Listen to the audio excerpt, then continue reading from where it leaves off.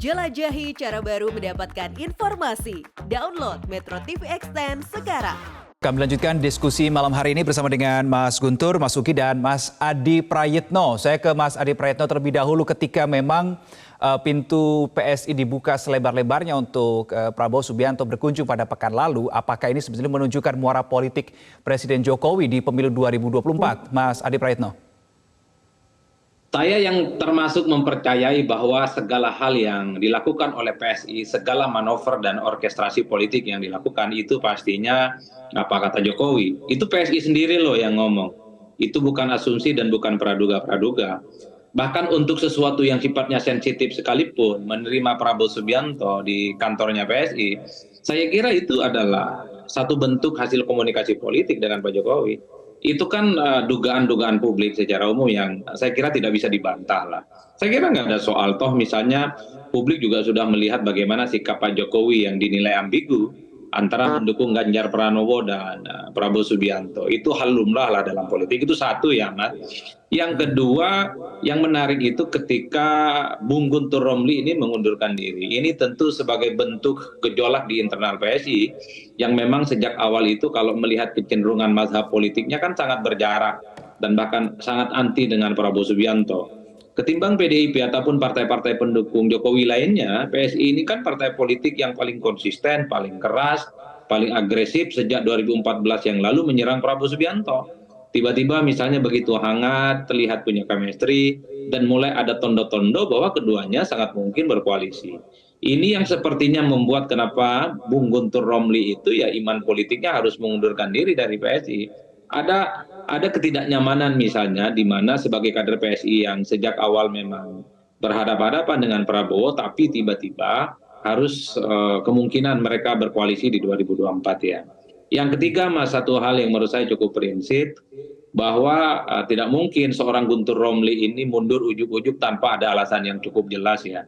Satu sisi memang Bung Guntur ini adalah ketua umum Ganjarian, tapi pada sisi yang lainnya rasa-rasanya sampai sekarang penilaiannya terhadap Prabowo Subianto itu tidak pernah berubah. Apapun judulnya Prabowo itu adalah sesuatu yang mesti ditolak. Nah, hal-hal yang seperti ini yang sepertinya ingin ditonjolkan oleh Guntur Romli karena memang sebagai PSI sejati dalam tanda kutip, ya Guntur tidak mau berdamai dengan siapapun yang dinilai punya persoalan-persoalan ideologis yang berbeda secara diametral dengan PSI. Tiga variabel ini yang menurut saya kenapa kemudian membuat Bung Guntur Romli harus pisah jalan dengan partai politik yang sempat menjadi bernaung gitu ya, dan sempat menjadi di mana Bung Guntur Romli mengaksentuasikan semua kepentingan politik di dalamnya. Saya kira di situ konteksnya, karena kalau kita membaca secara umum rata-rata pertemuan PSI dan Prabowo Subianto ini kan pada sisi yang lainnya adalah sebagai bentuk gemuruh dan kekecewaan politik PSI. Karena saat bertemu dengan Prabowo misalnya, setinggi langit memuji Prabowo, tapi pada saat yang bersamaan sangat terbuka ingin mengkritik PDIP. Bahkan ada satu kalimat dari Sis Grace misalnya, oh terima kasih Pak Prabowo sudah berkunjung ke kubu kami yang masih bocah ingusan tapi dikunjungi oleh Capres dan Menhan. Itu kan sebenarnya ingin mengkritik pernyataan PDIP beberapa waktu yang lalu menyebut Gibran anak ingusan misalnya. Itu adalah sindiran keras, apalagi ada kalimat lanjutan misalnya, kalau di sebelah datang ke tempatnya kalau perlu sambil merangkak. Wah, itu kan statement-statement yang menurut saya dialamatkan betul kepada PDIP. Ini yang kemudian membuat keriuhan kenapa pertemuan PSI dan Prabowo itu menjadi ramai, dikaitkan dengan Jokowi, dikaitkan dengan bentuk kemarahan dan kekecewaan PSI terhadap PDIP karena mesra dengan Prabowo, tapi pada saat yang bersamaan nyerang terbuka apa yang sudah dilakukan oleh teman-teman PDIP. Ini yang saya kira memang kita tinggal tunggu Mas, apakah betul bahwa yang disampaikan oleh Bung Uki, pertemuan Prabowo dan PSI itu hanya sebatas pertemuan politik biasa demi persatuan dan kesatuan bangsa. Tapi kalau kita melihat kecenderungan publik, nggak ada yang percaya itu, Bung Uki. Ini tentu hakul yakin ada kemungkinan bahwa kedua partai ini akan berkoalisi. Nggak apa-apa berkoalisi, toh politik kita itu memang sangat gampang berganti musim. Hari ini kawan, besok jadi lawan, kemarin lawan, bisa hari ini bisa jadi kawan, kemarin dimaki-maki, hari ini dipuji-puji. Itu hal lumrah dalam politik kita, karena memang secara prinsip politik kita itu tidak punya ideologi, tidak punya iman. Kalau PSI memang cocok dengan Prabowo, ya segera saja deklarasikan. Toh rasa-rasanya Bung Uki, kemudian ada Sis, Grace di situ dan fungsionaris PSI rasa-rasanya menyanggup begitu gegap gempitanya Pak Prabowo ketika datang mengunjungi mereka. Saya kira tidak perlu nunggu waktu lama-lama Bung Guntur dan Bung Uki. Deklarasikan saja, bikin fakta integritas. Apalagi yang ditunggu? Sama PDIP Apalagi yang kecewa, ditunggu dukungannya oleh nggak diakui. Iya. Apalagi yang ditunggu oleh Mas Uki dan kawan-kawan PSI lainnya menjawab pertanyaan dari Mas Adi. Halo, Mas Uki. Mohon maaf, barusan di mute ya. Kalau dari kami tentu ada mekanisme internal ya yang harus kita lalui. Nah, satu mekanisme yang paling terakhir itu adalah Kopdarnas atau Kopi Darat Nasional yang akan kami adakan di akhir bulan Agustus ini, gitu. Dan memang betul bahwa kami hingga saat ini belum final ya secara organisasi, secara institusional melabuhkan dukungan kami kemana gitu. Tapi nanti bulan Agustus ini ya di akhir bulan akan ada sebuah Kopdarnas yang akan menghasilkan sebuah keputusan. Sehingga nanti ditunggu saja. Nah, sebelum Kopdarnas ini membuat sebuah keputusan, kami tetap sama seperti dulu. Dan itu adalah kami tetap mendukung Mas Ganjar Pranowo untuk RI1 gitu. Nah, sampai dengan hari ini dukungan tersebut belum dicabut. Bahkan ketika kami bertemu dengan Pak Prabowo, Wakil Ketua Dewan Pembina kami, Sis Grace Natali, itu mengapresiasi Pak Prabowo karena, ya jadi disebutkan kayak begini, kami mengapresiasi Pak Prabowo dan Gerindra ya sebagai capres maupun partai nomor 2 terbesar datang ke sini sebuah kantor politik yang jelas-jelas telah mendeklarasikan dukungannya terhadap Ganjar dan belum mencabut dukungan tersebut kepada Mas Ganjar. Jadi kalau soal deklarasi-deklarasian ya kita tunggu saja di bulan Agustus ya itu bulan ini. Jadi nggak terlalu lama lagi ya inilah dia final step ya terkait dengan kemana arah dukungan kami akan berlabuh dan tentunya di balik itu semua kami ya sebelum memutuskan perlabuhan tersebut tentu menunggu juga arahan Pak Jokowi sesuai dengan fatsun politik kami di Pilpres yaitu tegak lurus bersama Pak Jokowi. Oke, baik, tegak lurus bersama dengan Pak Jokowi. Saya ke Mas Guntur, ketika memang sulit untuk, tadi Mas Adi mengatakan sulit untuk publik tidak berkesan atau menyimpulkan bahwa PSI membuka pintu untuk Prabowo ini atas arahan Presiden Joko Widodo. Anda bagaimana pendapatnya, Mas Guntur?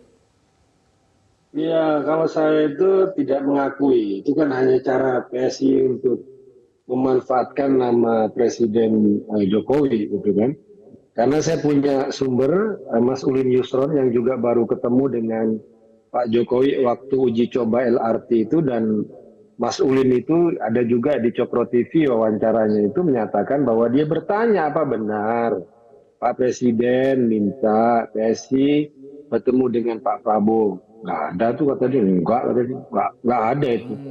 Kemudian yang kedua juga ini juga adalah presiden yang buruk ya dalam tata kelola. Kita melihat Pak Jokowi yang sebagai seorang presiden ya, dia itu tugasnya adalah memberikan pelayanan pada rakyat. Ya. Semua di atas semua partai, tidak terjebak dalam intrik-intrik politik, soal koalisi, soal apa 2024, karena dia harus menjaga semua kondisi. Dan itu saya membaca kenapa misalnya Pak Jokowi dekat dengan Pak Prabowo sebagai seorang menteri, Pak Prabowo juga dengan Mas Ganjar sebagai seorang gubernur, tapi dengan yang lain juga sebagai kader partai. Tapi sebagai presiden ya tetap menjaga, dan tidak mungkin melakukan permintaan-permintaan untuk koalisi dan sebagainya. Ya, menurut saya dia. Kemudian kalau kita melihat juga persoalan sebenarnya ini yang sungguh mengecewakan bagi saya, PS itu juga menjadi target selanjutnya Pak Prabowo untuk melakukan pecah belah, adu domba. Kita ngelihat jadi Bung Uki ketika tadi bicara soal persatuan, politiknya Pak Prabowo itu bukan persatuan, itu pecah belah, adu domba. Misalnya bagaimana Pak Prabowo melakukan pecah belah di pendukungnya Pak Jokowi dengan merekrut seperti orang sekaya Noel, kemudian Budiman Sujatmiko, kemudian dengan Effendi Simbolon, semuanya pecah, semuanya terjadi adu domba. Saya teringat kepada salah satu pidato dari Pak Prabowo yang sempat ramai zaman dulu. Dia mengulas soal taktik perang. Rampoklah tetanggamu yang sedang kebakaran, yang sedang kesusahan. Artinya kan mengambil kesempatan dalam kesempitan. Jadi dengan cara menciptakan sebuah kebakaran dalam tanda kutip atau kegalauan atau kekacauan di pihak lawan, maka itu cara yang paling bijak untuk melakukan penguasaan. Ini yang taktik yang dilakukan Pak Prabowo saat ini. Melakukan politik belah bambu, politik adu domba, politik perpecahan ya untuk di kalangannya pendukungnya Pak Jokowi, di pendukungnya Pak Ganjar. Dan sayang sekali PSI tergoda. Saya nggak tahu apa yang diiming-imingi untuk hal-hal seperti itu, tapi inilah yang terjadi saat ini gitu. Baik, saya ingin minta analisa ke Mas Adi Prayitno singkat saja terakhir, Mas Adi, mana sebetulnya atau apa untung ruginya bagi PSI jika nantinya PSI melabuhkan dukungannya ke Ganjar ataupun harus ke Prabowo, berbeda dengan deklarasi yang di tahun 2022? Kalau membaca kecenderungan rata-rata survei ya, termasuk survei yang kita lakukan Mas, bahwa basis konstituen pemilih PSI, elit-elit dan bahkan kadernya itu adalah mereka yang memang pilihan politiknya kepada Ganjar Pranowo, bukan kepada yang lain. Karena memang sejak awal PSI itu adalah pendukung dari Jokowi yang memang dalam banyak hal juga pilihan politiknya adalah Ganjar Pranowo. Oleh karena itu sangat beruntung sebenarnya kalau PSI itu lebih memilih Ganjar Pranowo karena elit, konstituen dan kadernya itu sama tarikan politiknya. Tapi resikonya kalau memang PSI itu berspekulasi ataupun melakukan satu perjudian yang cukup luar biasa, di end of the day-nya mendukung Prabowo Subianto, maka konsekuensi terburuknya memang harus terbelah dengan para pendukungnya. Bukan tidak mungkin pemilih-pemilih PSI ini akan kecewa dan tidak akan memilih PSI di 2024. Pemilih PSI rata-rata diehard dan loyalis yang saya kira memang punya batas ideologi yang rata-rata agak sedikit sulit untuk berkompromi dengan siapapun gitu, Mas. Oleh karena itu, ketika PSI bertemu dengan Prabowo Subianto, tapi setelah itu kemudian coba untuk dinetralisir hanya sebatas komunikasi politik biasa, itu sebenarnya sebagai upaya untuk meredam supaya basis konstituen PSI itu tidak bergejolak dan tidak gaduh lah. Tentu huru-hara politik ingin dihindari betul oleh PSI. Karena apapun sampai saat ini bisa dicek oleh statistiknya Bung Guntur, Bung Uki, bahwa basis konstituen PSI itu pilihan politiknya kepada Ganjar, bukan kepada yang lain. Kecuali dalam waktu 2 bulan, 3 bulan, Bung Uki bisa menyulap pendukungnya itu bisa menjadi pendukung Prabowo Subianto, maka huru-hara dan kegaduhan ini bisa dihindari. Tapi membalikkan pemilih yang dulu anti kemudian tiba-tiba memilih dalam waktu sebulan 2 bulan, rasa-rasanya sulit, bahkan kiamat sekalipun itu agak sulit untuk dilakukan. Oke, kita nantikan saja ya bagaimana deklarasi final yang akan dilakukan oleh PSI yang kata Mas Uki nanti akan terjadi di bulan Agustus tahun ini. Kita nantikan bersama. Sementara terima kasih Mas Guntur, Mas Uki dan Mas Adi sudah bergabung sama kami di Prime Time News. Selamat malam.